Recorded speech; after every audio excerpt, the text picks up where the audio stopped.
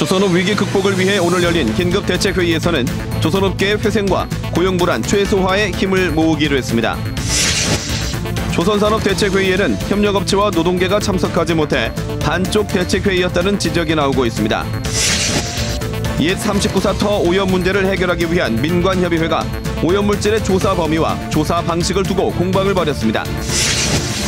경남에 있는 이순신 장군 유적지는 중국인 관광객의 유인 효과가 기대되지만 자치단체 관광자원 발굴은 미진합니다. 안녕하십니까? 이어서 경남 소식입니다. 조선업계에 대한 대규모 구조조정이 예고됨에 따라 경상남도와 자치단체에도 비상이 걸렸습니다. 경상남도는 긴급회의를 열어 조선업계의 회생과 고용불안 최소화에 힘을 보태겠다고 약속했습니다. 보도에 조미령 기자입니다. 올 들어 수주량 제로로 수주 절벽을 체감하고 있는 경남 지역 조선소. 올 하반기 대우조선해양과 삼성중공업 등 빅2의 대규모 구조조정을 앞두고 위기감이 고조되면서 자치단체도 비상이 걸렸습니다. 우리 지역에 지금 앞으로 다가올 이런 위기를 극복하는 이런 계기가 되었으면. 경상남도가 마련한 긴급회의에서 조선업계의 건의가 쏟아졌습니다. 가장 큰 우려는 대규모 구조조정 문제. 일시적인 문제가 아니고 아까 말씀드린 대로 구조적인 문제이기 때문에 취업 알선이라든지 또는 재교육, 훈련. 1차 구조조정 대상에 해당되는 물량팀의 구제도 촉구했습니다. 대부분 고용보험에 가입이 되고 있지 않습니다.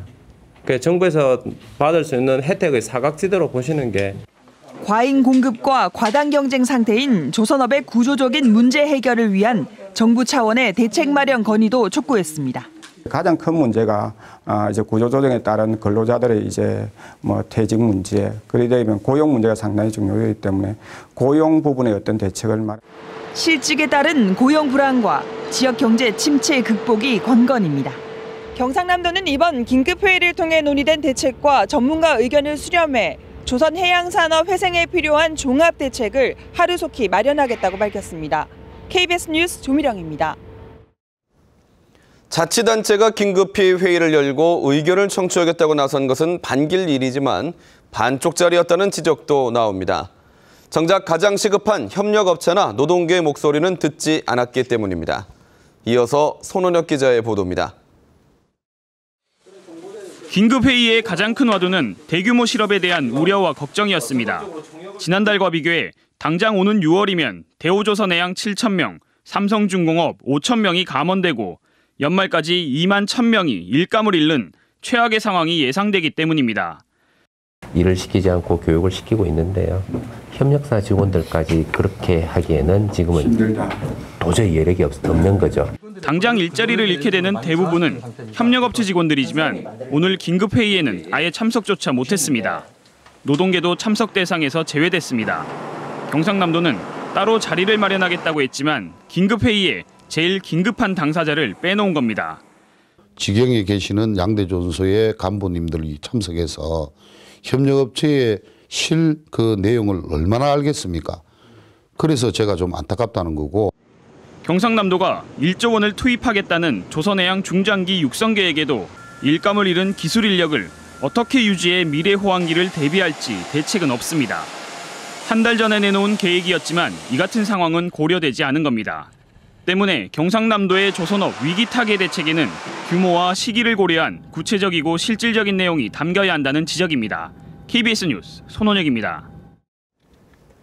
옛 39사 단터 오염 문제를 해결하기 위한 민관협의회가 오늘 첫 회의를 시작으로 활동에 들어갔습니다. 중금속과 발암물질 등 오염원의 조사 범위와 조사 방식을 두고 공방을 펼쳤습니다. 송현준 기자가 보도합니다. 중금속과 발암물질 등으로 광범위한 오염이 확인된 옛 39사 터. 게다가 조사마저 부실했던 것으로 KBS 취재 결과 드러나면서 시민들의 반발과 우려를 샀습니다. 옛 39사 터의 오염 문제를 해결하기 위한 민관협의회가 활동을 시작했습니다.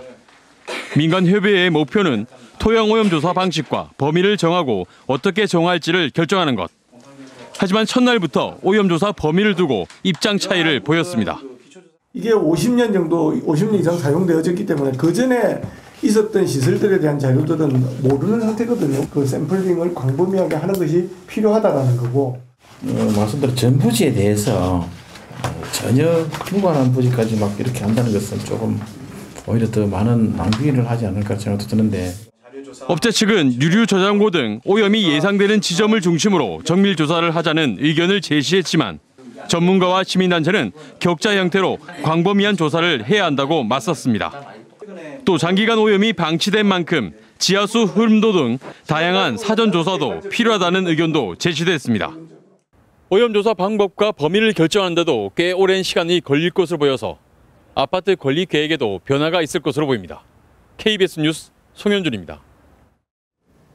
오늘은 충무공 이순신 장군의 탄신일입니다. 임진을 한 당시 주요 전투가 일어난 경남에는 이 이순신 장군과 관련된 역사 유적들이 풍부한데요. 특히 급증하는 중국인 관광객을 유인할 수 있는 유적들도 많지만 관광 자원화는 잘 되지 않고 있습니다. 김소영 기자의 보도입니다. 정유재란 이듬해 조선과 명나라 연합군이 왜군과 치열한 결전을 벌인 사천 선진리성 일대. 입구로 가자 사각형의 거대한 무덤이 모습을 드러냅니다. 전투에서 희생된 명나라 병사 7천에서 8천여 명이 묻힌 집단 무덤입니다. 400년 넘게 방치돼 오다 1990년대 들어서야 현재의 상태로 정비됐습니다. 원정군이 와서 많은 사람들이 희생이 되기 때문에 국제적인 문제가 있다. 그래서 우리가 이게 그냥 도외시해서 안 되고. 노량해전이 일어난 남해 앞바다. 집채만한 크기 안반에 비문이 새겨져 있습니다. 노량해전 전승을 기념해 명나라 장수 짱 리양시양이 직접 글자를 새겼습니다. 이순신 장군과 관련한 역사 유적들 가운데는 이렇게 명나라 군대의 역사가 고스란히 담긴 것들이 적지 않습니다. 중국인 관광객들을 겨냥한 새로운 역사 관광 자원으로 조명받고 있습니다. 하지만 홍보가 제대로 이뤄지지 않다 보니 이곳을 찾는 중국 관광객은 거의 없습니다. 역사 체험을 위한 그런 관광보다는 이제 다른 목적으로 이제 관광을 하다 보니까 지자체에서도 별 관심을 가지지 않은 것 같은데. 중국인 관광객 600만 시대. 아직 발굴되지 않은 이순신 관련 유적들에 대한 자치단체의 적극적인 관심이 필요합니다. KBS 뉴스 김소영입니다.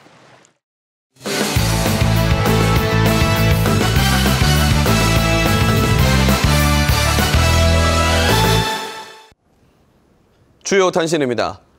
경남선거관리위원회는 다음 달 6일부터 석 달여 동안 홍준표 지사 주민소환 청구인 서명부의 유무효 여부를 심사하고 요건이 충족되면 이르면 오는 8월쯤 주민소환 투표를 진행할 예정이라고 밝혔습니다. 선거관리위원회는 먼저 홍준표 지사 주민소환 운동본부가 제출한 서명부 35만여 명의 이름과 생년월일 등을 대조해 서명부의 유무효를 판정할 계획입니다. 판정 결과 유효 서명자가 경남 유권자의 10%를 넘으면 홍 지사에 대한 주민소환 투표가 진행됩니다. 김해와 부산을 오가는 경전철이 개통 뒤 처음으로 하루 평균 이용객 5만 명을 돌파했습니다.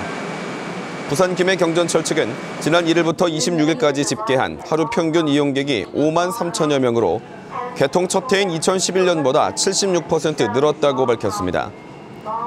부산 김해 경전철 측은 경전철 주변 역세권 개발 등으로 이용객이 는 것으로 보고 있습니다.